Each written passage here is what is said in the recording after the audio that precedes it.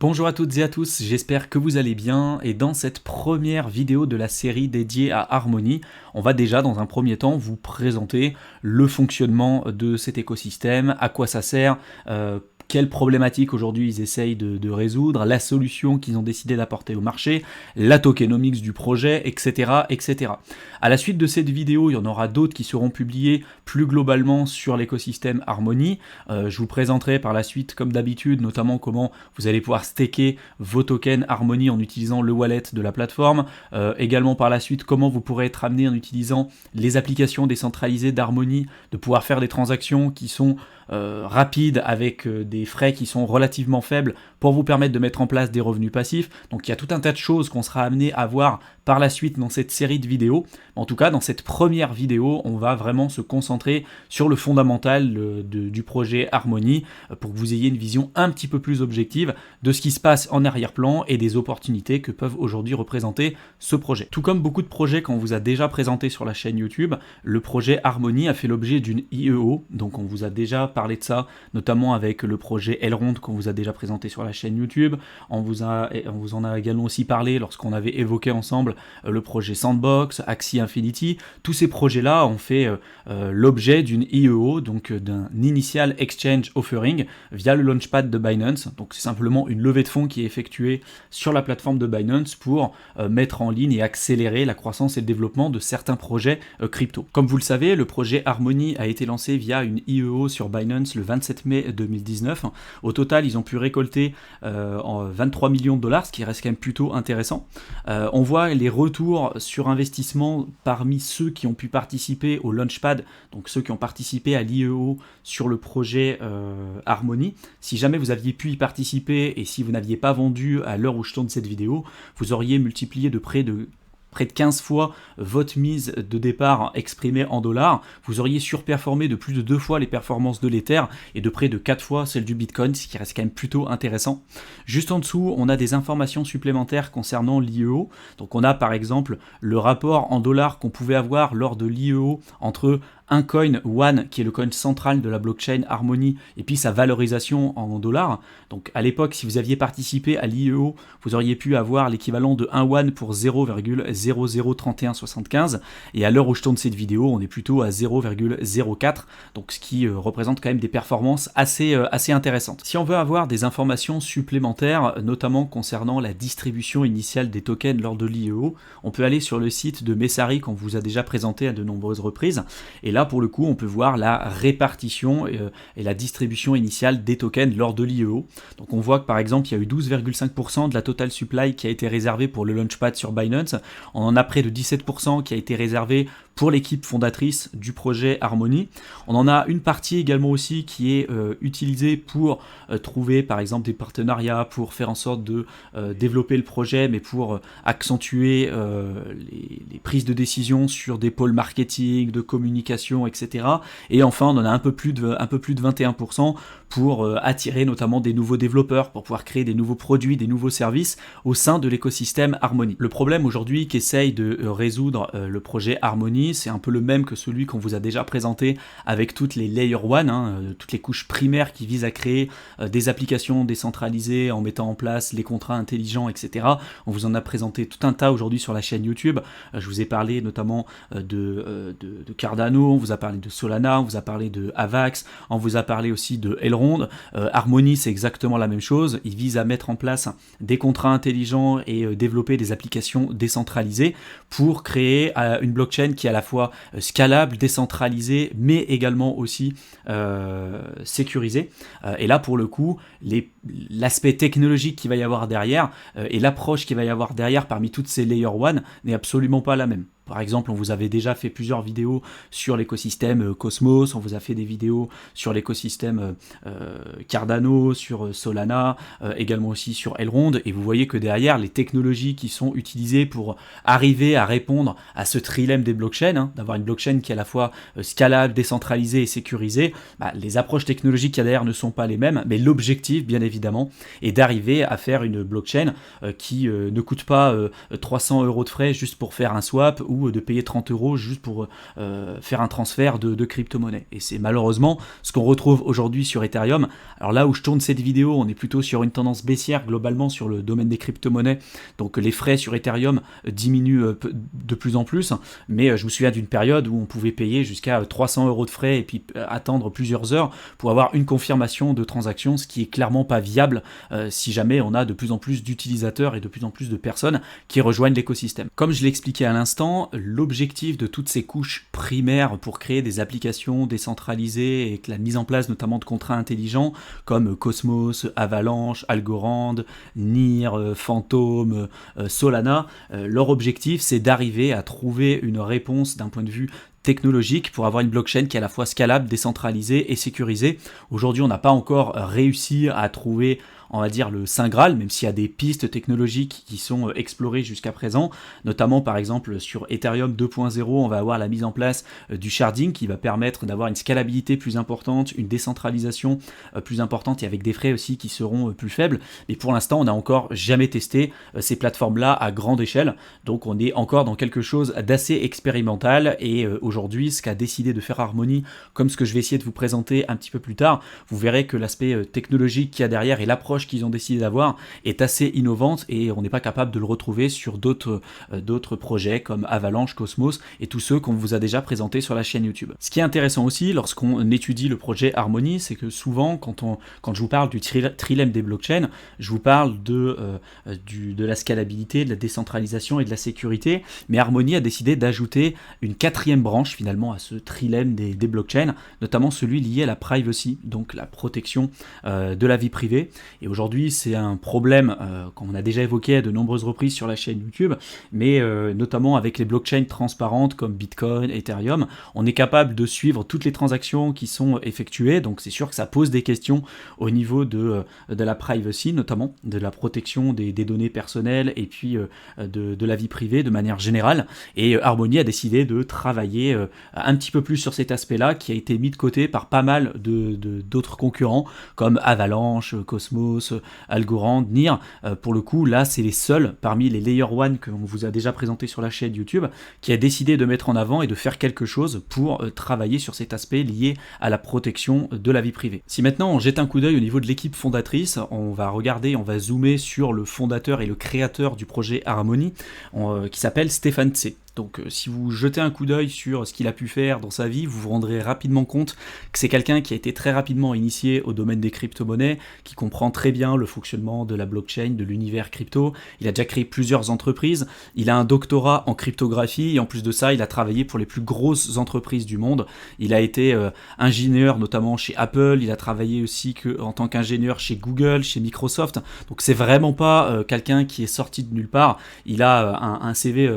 remarquable et très impressionnant, ce qui est quand même très rassurant pour la croissance et le développement du projet Harmony. Pour arriver à mettre en place une blockchain qui est à la fois décentralisée, scalable, avec des frais relativement faibles, qui soit sécurisée et pour mettre en place aussi le côté vie privée que je vous ai présenté tout à l'heure, il y a plusieurs niveaux technologiques qui ont été mis en place par l'équipe d'Harmony. Le premier niveau, c'est notamment la mise en place de l'effective Proof of Stake. Donc je ne vais pas rentrer dans des détails techniques, mais sachez que c'est un dérivé du Proof of Stake qui va permettre d'avoir une scalabilité plus importante, une décentralisation plus importante et faire en sorte qu'on ait une distribution un petit peu plus équitable des récompenses qui sont récupérées par les validateurs. Pour ceux qui voudront en savoir un petit peu plus sur cette effective Proof of Stake, je vous mettrai tous les liens dans la description de la vidéo pour en savoir un petit peu plus à ce sujet-là. Mais aujourd'hui, avec les nouveaux projets, on se rend compte qu'il y a de plus en plus de dérivés en fait du Proof of Stake pour améliorer le côté décentralisation, pour éviter que si demain vous avez 10 validateurs qui ont 90% en fait de tous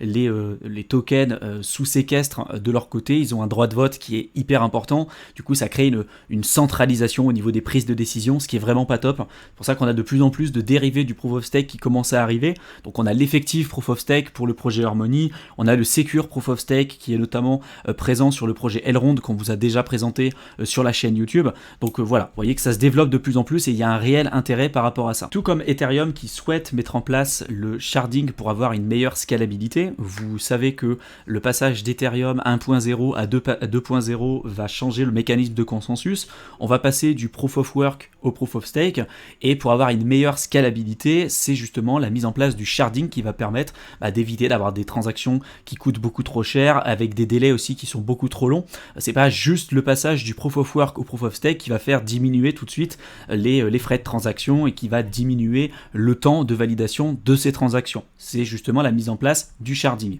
Et justement, Harmony a déjà mis en place le sharding. Donc pour tous ceux pour qui aujourd'hui ce concept de sharding n'est pas forcément très clair, ce qu'il faut savoir, c'est qu'un shard, c'est une partition plus petite du réseau, notamment Harmony, qui va permettre d'augmenter la vitesse du réseau. Chaque shard va être responsable d'une partie des transactions pour que le nombre de transactions traitées soit plus importante. On peut par exemple traiter des transactions en parallèle d'autres shards, ce qui va permettre une scalabilité beaucoup plus importante du protocole. Et là, il va y avoir différents niveaux de sharding. On a par exemple le state sharding qui va noter en fait l'historique de l'ensemble du réseau et qui va être réparti entre les différents shards. On va avoir le transaction sharding qui va permettre de traiter des transactions en fonction de l'adresse de l'expéditeur et de pouvoir effectuer des transactions en parallèle d'autres shards. Et enfin, on va avoir le network sharding qui va permettre d'optimiser la communication entre les shards. Et c'est exactement la même chose que ce que je vous avais expliqué avec le projet Elrond, notamment avec l'adaptative state sharding. Comme je vous l'ai expliqué un petit peu plus tôt dans cette vidéo, Harmony vise à créer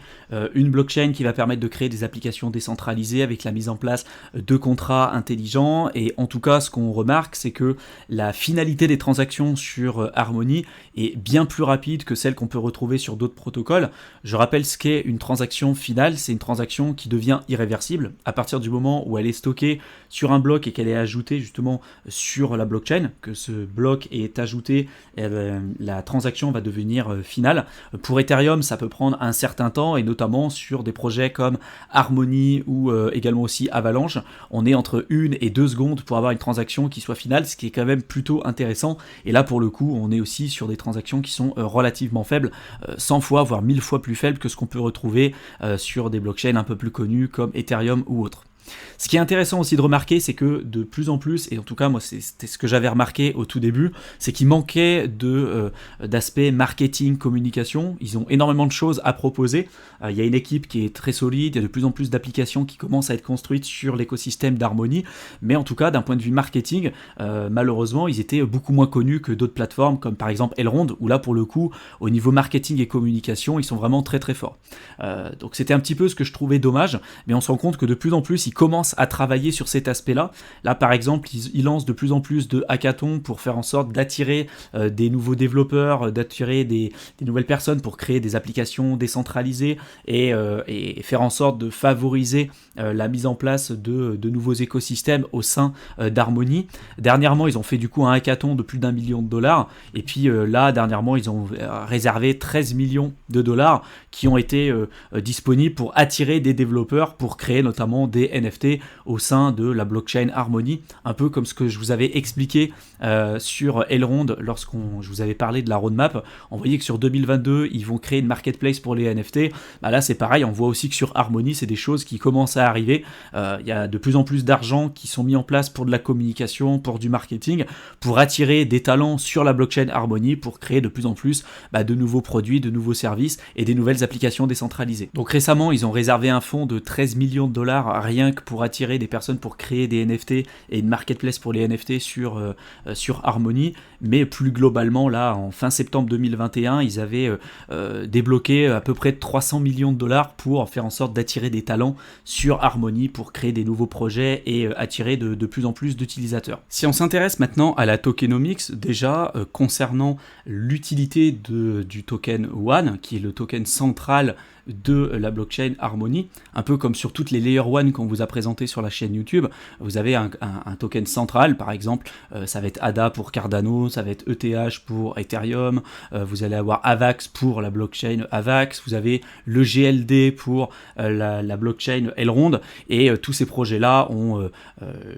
sont des utility tokens, et ils vont avoir le même type d'intérêt. Vous allez pouvoir, par exemple, les staker, donc vous allez pouvoir décider de staker vos one token pour obtenir des revenus complémentaires, entre 7,6% jusqu'à 8% en fonction du nombre de validateurs et en fonction du nombre de personnes qui vont décider de staker leur token. Vous allez avoir la possibilité d'avoir un droit de vote aussi sur le protocole Harmony. Donc plus vous allez avoir des one tokens, plus vous allez les staker, plus vous allez avoir la possibilité de pouvoir voter pour les prochaines décisions. Vous allez avoir un droit de vote, un peu comme sur les autres écosystèmes qu'on vous a présenté sur la chaîne YouTube. Et en plus de ça, vous allez avoir besoin de ces one tokens pour pouvoir effectuer des transactions sur la blockchain Harmony, un peu comme sur Ethereum, sur Cardano. Il vous faut le token central de la blockchain en question pour pouvoir participer à l'utilisation de certaines applications décentralisées pour payer des frais de transaction. Et là, Harmony ne fait pas exception à la règle. Donc même si vous n'avez pas forcément pour objectif de staker le one token, il vous en faudra un minimum pour pouvoir utiliser les applications décentralisées qui existent au sein de cet écosystème. Ce qui est intéressant aussi, c'est qu'au fur et à mesure du temps, on va avoir une diminution du nombre de one tokens qui vont être émis au fur et à mesure du temps. Et ce qui est intéressant aussi, c'est de comprendre que la mise en circulation des nouveaux one tokens, ça se fait et c'est modulé en fonction de l'offre et de la demande. C'est-à-dire que si on a de plus en plus de demandes sur le réseau, il y a de plus en plus de personnes qui commencent à rejoindre le réseau, on va avoir une diminution des récompenses de staking pour les validateurs, puisqu'ils seront capables d'être rémunérés uniquement avec les frais de transaction du réseau. Et à contrario, c'est-à-dire que si on a de moins en moins de personnes qui sont dans l'écosystème, par exemple sur des périodes de bear market, pour éviter que les validateurs fassent n'importe quoi et qu'ils soient quand même incentivés pour valider les transactions, là on va avoir un nombre de one tokens qui vont être émis et qui vont être mis en circulation de manière un petit peu plus importante. Donc quand on n'a pas forcément énormément de personnes, on va avoir des récompenses de staking qui vont être plus élevées, et quand on a de plus en plus de personnes sur le réseau, forcément les frais vont augmenter et donc on va diminuer le nombre de one tokens qui vont être émis et qui vont être mis en circulation pour les validateurs de transactions. Ce qui est intéressant aussi, c'est de suivre l'arrivée, le lancement des nouveaux projets qui arrivent sur Harmony. Par exemple, là on voit qu'il y a quand même de plus en plus de nouvelles applications qui commencent à arriver sur le secteur de la finance décentralisée sur Harmony. On a pareil aussi l'industrie des NFT, du gaming qui commence à arriver sur Harmony. Donc il y a tout un tas de belles choses en fait qui commencent à être mises en place. Le côté un peu négatif, ce que je vous ai expliqué au début de cette vidéo, que je trouvais dommage en tout cas avec Harmony, c'est que jusqu'à présent, en fait, même s'ils avaient des prouesses technologiques intéressantes, qu'ils avaient des choses intéressantes à proposer, il y a très peu de gens aujourd'hui qui connaissaient véritablement Harmony parce que leur budget de marketing et de communication n'était pas forcément très important. On voit qu'ils commencent à travailler dessus de plus en plus avec les hackathons que je vous ai présentés tout à l'heure. Là, ils ont sorti une enveloppe de plus de 300 millions de dollars rien que pour attirer des nouveaux talents sur Harmony. Donc je suis persuadé que ça va s'accélérer de plus en plus avec le temps. Mais jusqu'à présent, je trouvais ça assez dommage parce qu'ils avaient un écosystème qui était assez prometteur avec plein de choses à faire au niveau de la finance décentralisée, mais qui malheureusement n'était pas forcément très connu de la part de la communauté crypto parce que vous avez beau avoir le meilleur produit du monde, si jamais personne n'a entendu parler de vous,